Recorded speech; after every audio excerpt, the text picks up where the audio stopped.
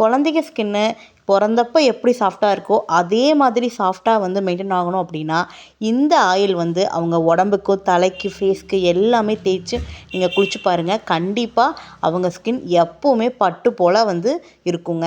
அதுக்கு வந்து பார்த்திங்கன்னா தேங்காய் பால் ஒரு 2 பெரிய தேங்காயில் தேங்காய் பால் எடுத்து வச்சுக்கிறேன். அதே மாதிரி ஒரு 10லேருந்து 12 பாதாமை வந்து நல்லா வந்து பவுடராக வந்து மிக்சியில் போட்டு அரைச்சி வச்சுக்கிறணுங்க.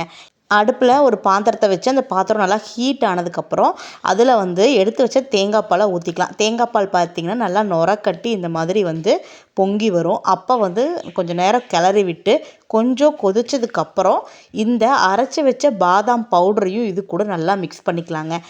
ஹெல்த்தியான ஸ்கின்னுக்கு வந்து பார்த்திங்கன்னா தேங்காய் பாலும் பாதாமும் ரொம்பவே யூஸ் ஆகுங்க. குழந்தைகளுக்கு ஒவ்வொன்றும் பார்த்து பண்ணுற நம்ம அவங்க ஸ்கின்னில் போடுற ஆயிலும் வந்து நம்ம கையாலேயே பண்ணும்போது அது அவ்வளோ ஒரு சூப்பராக இருக்குங்க. சிம்லேயே வச்சு நல்லா கிளறிக்கிட்டே இருக்கும்போது நல்லா இந்த மாதிரி நல்லா வெந்து அதுக்கப்புறம் இந்த ஆயில் ஃபுல்லாக பிரிஞ்சு வருங்க.